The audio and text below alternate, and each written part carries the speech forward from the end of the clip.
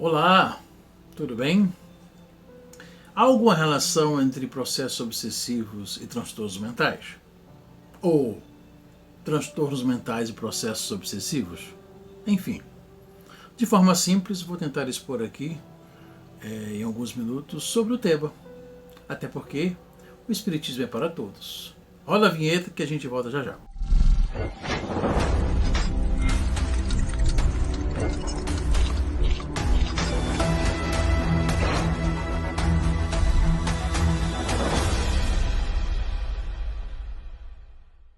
Pois bem, desde os seus primórdios, a doutrina espírita, ela se preocupa, dentro do seu debate, sobre os transtornos mentais existentes em cada indivíduo, na sociedade como um todo. E sempre visualizou, sempre deixou claro na mesa, nas análises, que nós, cada ser, nós estamos vivos antes de nascer e que continuamos vivos depois de morrer. Estamos numa experiência de vida durante um tempo, mas continuamos a nossa existência. E é esta visão interessante que traz a ideia de que somos herdeiros de acertos e erros em nossa experiência evolutiva e que os transtornos mentais eles estão em determinados momentos alocados na experiência da vida de alguns seres como se fossem oportunidades de reajustes sobre ideias, sobre valores, sobre sentimentos, sobre processos filosóficos, acrescentando a cada indivíduo, no seu tempo, no seu espaço, na sua sociedade, possibilidades de melhoria. Até porque a evolução contínua ela é justamente para trazer a perfeição a cada indivíduo. Essa é que é a meta de cada um de nós. Partindo dessa ideia, precisamos atentar que compreender isto não é nada fácil. É um trabalho contínuo que se estende durante milênios. E dentro dessa realidade, cada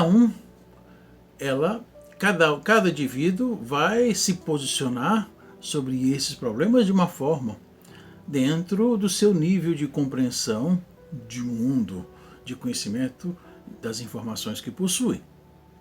Diante desse pequeno fato, nós começamos a compreender que cada indivíduo vai trazer na alma certos valores, certas ideias, vai se transformar, vai se aperfeiçoar dependendo da sua vontade ou não, e desta forma vai vibrar em certos padrões. Vibrando em certos padrões, essas vibrações, espalhadas pelo ambiente em todas as dimensões e possibilidades, vai encontrar também outros indivíduos, encarnados ou não, que também pensam da mesma forma, agem da mesma forma. E como se fossem ondas que se assemelham, se complementam, se adicionam, um e o outro indivíduo irão formar os laços ou as algemas energéticas. Desta forma, os processos obsessivos ocorrem quando dois indivíduos, 3 ou 4, ou um grupo de indivíduos, de seres, de espíritos encarnados ou não, que são semelhantes, que possuem os mesmos valores deturpados, de raiva, de vingança, de ódio, de perfeccionismo, de imediatismo, de alucinações, se encontram nesse mar energético e desta forma este caos se instala na vida desses seres.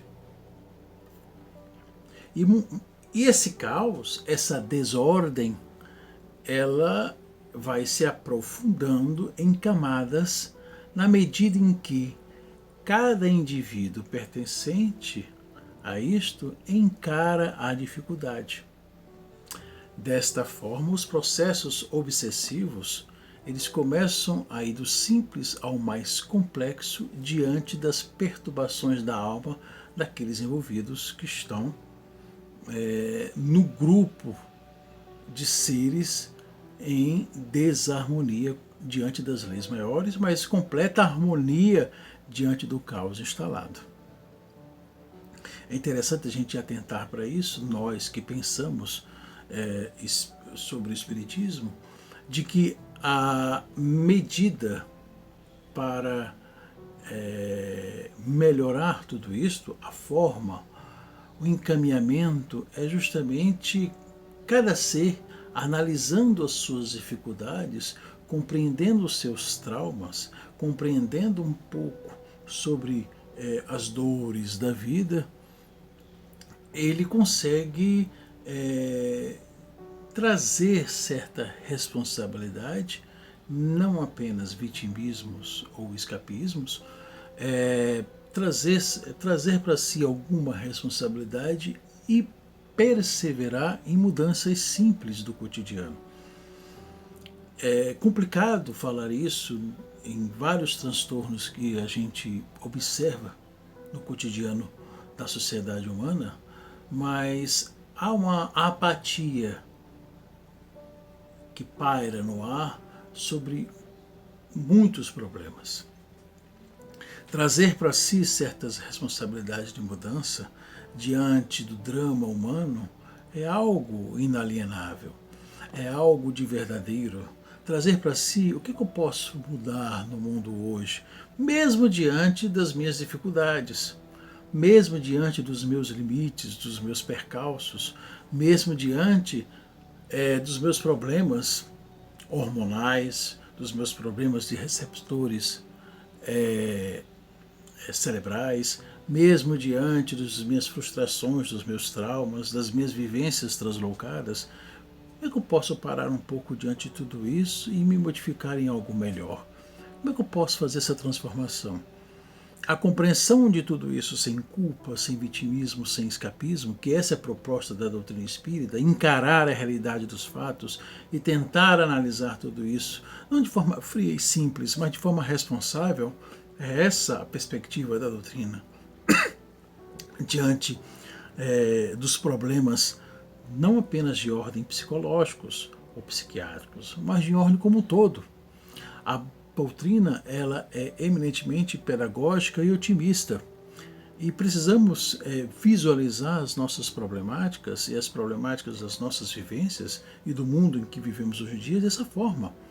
Não uma esperança tola, e sim um otimismo que se transforma dia a dia, que compreende certos fatos marcantes de um ontem e entende até que ponto eu posso transformar isso, até que ponto eu posso modificar a minha realidade, mesmo diante de uma dor ou de um sofrimento.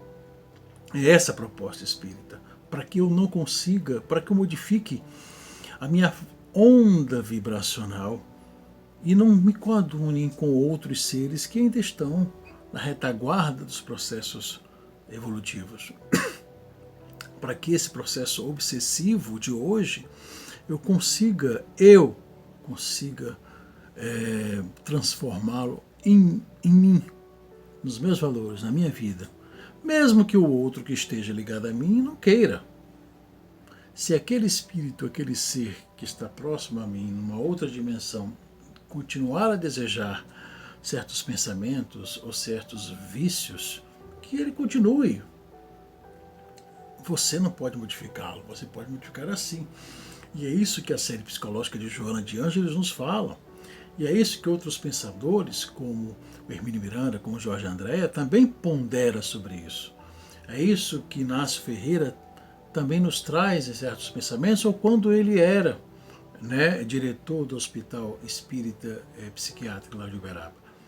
É esse pensamento da atividade, do trabalho, da mudança, da perspectiva de vida, diante das limitações que cada um possui, é que você virá ter novas cores no horizonte das suas vivências.